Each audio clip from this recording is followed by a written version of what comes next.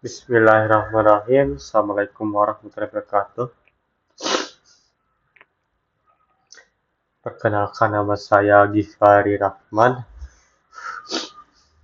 Kali ini saya akan menjelaskan tugas MPTI.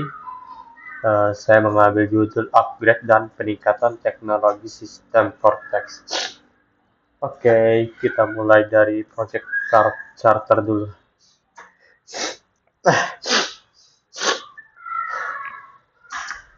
Untuk project charter itu apa sih dia? Itu kayak dokumen resmi yang secara formal memberikan otoritas kepada manajer proyek untuk memulai dan melaksanakan sebuah proyek. Oke, langsung aja ya. Next.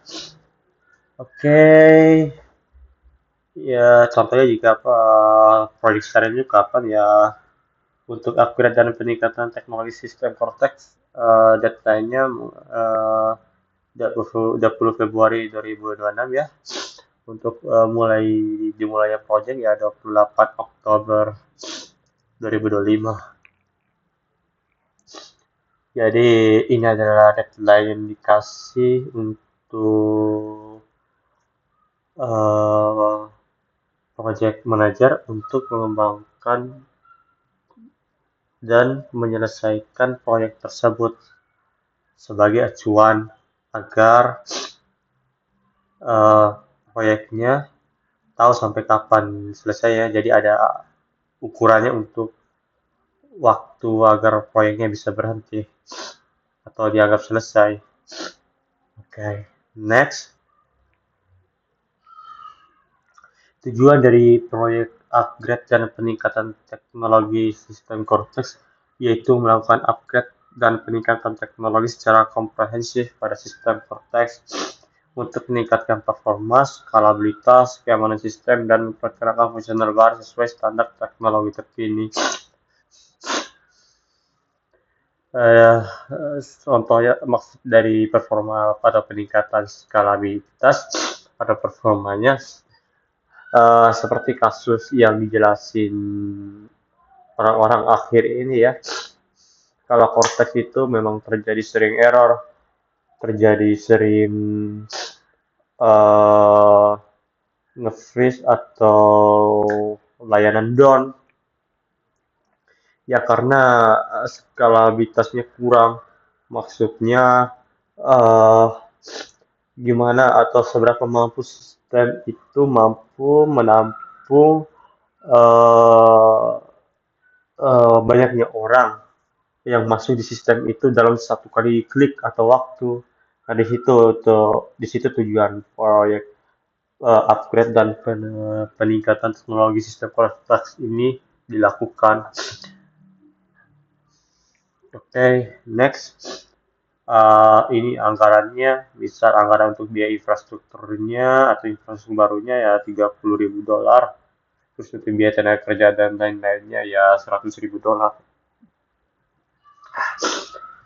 Oke, pendekatan approach. Pendekatan approach ini adalah langkah-langkah atau hal-hal yang harus diperhatikan oleh manajer proyek, yaitu melakukan update teknologi sistem Cortex saat ini untuk mengidentifikasi bottleneck dan area yang perlu di-upgrade. Jadi, manajer proyek tidak mengasal untuk atau pengaudit tidak asal untuk mengambil atau mengembangkan proyek tersebut. Jadi harus ada tujuan, jadi harus ada alasan mengapa diperlukannya upgrade. Jadi seperti alasannya tadi, untuk meningkatkan performa dan skalabilitas server dari Cortex itu sendiri. Agar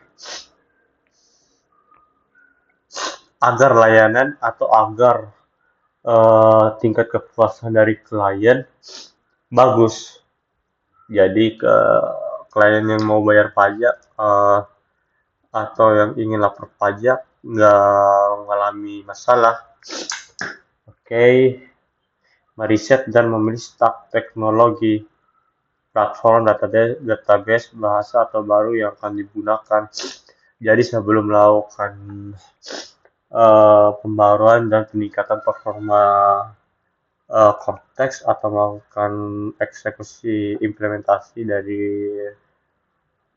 eh, proyek konteks tersebut, perlu riset mau gunakan teknologi kayak gimana, platformnya kayak gimana, database kayak gimana, terus bahasanya kayak gimana, baru yang akan digunakan tersebut. Terus merencanakan proses migrasi data dan fungsionalitas dengan downtime minimal, lalu mengimplementasikan arsitektur baru secara bertahap jika memungkinkan.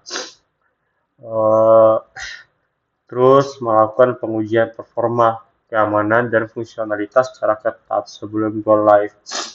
Jadi eh, sebelum diimplementasikan atau digunakan oleh klien itu sendiri, jadi perlu diuji dulu performa, keamanan, dan fungsionalitasnya. Oke, next. Ini contoh komentar atau saran yang bisa mungkin didengar oleh manajer proyek. Misal upgrade ini penting untuk memastikan sistem kita future-proof dan dapat bersaing secara efektif. Nah, itu kata misal ya orang-orang penting atau stakeholdernya ya. Jadi yang berhubung orang-orang penting atau orang-orang yang memiliki diri penuh dalam perpajakan ya Menteri Keuangan juga. Misal Purbaya Sadewa kan Menteri Keuangan di saat ini. Ya. Terus harap sistem konteks bisa cepat selesai agar bisa digunakan dalam versi yang sudah ditingkatkan. Ya itu saya sendiri bisa bilang ya misal aja ya sebagai investor. Oke, next. Nah, ini adalah peran dan tanggung jawab. Misal yang tadi Bapak Purbaya Sadewa peran sebagai sponsor proyek, ya tanggung jawab sponsor proyek itu menyetujui visi proyek, menyediakan sumber daya dan memantau kemajuan dari proyek itu. Terus nama dari para penanggung jawabnya Gisway Rahman, ya kepala divisi pajak misalnya, memberikan arahan kebutuhan bisnis, memastikan fungsionalitas baru sesuai. Ini nama-namanya ya, pemisaran aja ya. Terus ada Alexander Wang, ya misal peran dia adalah perannya manajer proyek, ya manajer proyek tanggung jawabnya adalah merencanakan, melaksanakan, dan memonitor keseluruhan proyek.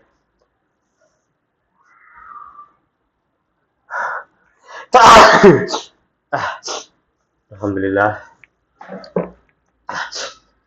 Terus ada John Smith, perannya yaitu arsitektur solusi teknik informatik ya. Tanggung jawabnya itu merancang arsitektur sistem baru dan memastikan integrasi. Baru ada Jim Aswang, dia perannya pimpinan tim teknis, membimbing tim pengembang dan teknis selama implementasi. Ya, terus ada Donald Trump, ya perannya spesialis keamanan yang bertanggung jawab memastikan sistem baru tersebut memenuhi regulasi dan standar keamanan. Oke, thank you. Lanjut ke kancarnya.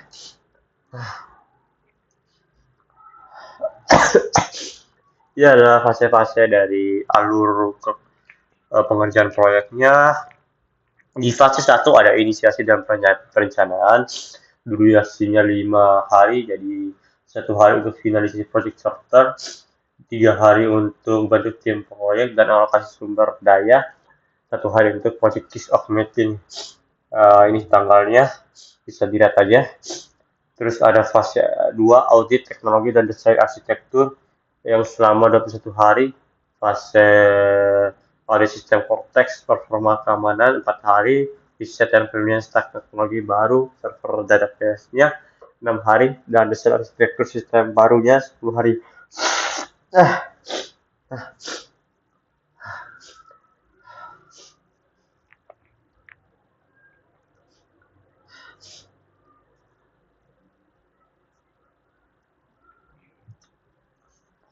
Baru ada fase ketiga, pengembangan dan migrasi 56 hari.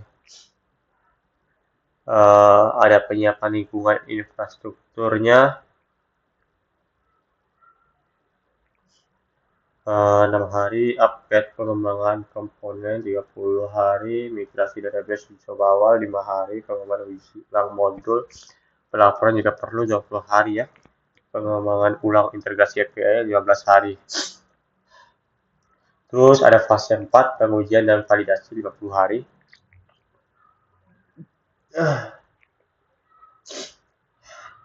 Eh, ada fase penyusun skenario uji coba 5 hari, pengujian internal 15 hari, pengujian performa dan load testing 10 hari, pengujian keamanan vulnerability 10 hari, user acceptance testing 10 hari. Baru di fase kelima implementasi go live 15 hari. Itu durasinya. Yaitu diberi pelatihan pengguna pada sistem baru tersebut 10 hari. Proses migrasi data final butuh 3 hari. Dan go live sistem baru 1 hari. Baru fase 6 fase implementasi dan penutupan 20 hari. Dukungan hypercare 3 minggu, 15 day. Oke, velocity project dan penutupan 5 day atau 5 hari. Oh, mungkin itu aja yang bisa saya sampaikan. Mohon maaf ada kekurangannya, berhubung juga saya lagi kurang enak badan ya. Saya tutup. Assalamualaikum warahmatullahi wabarakatuh.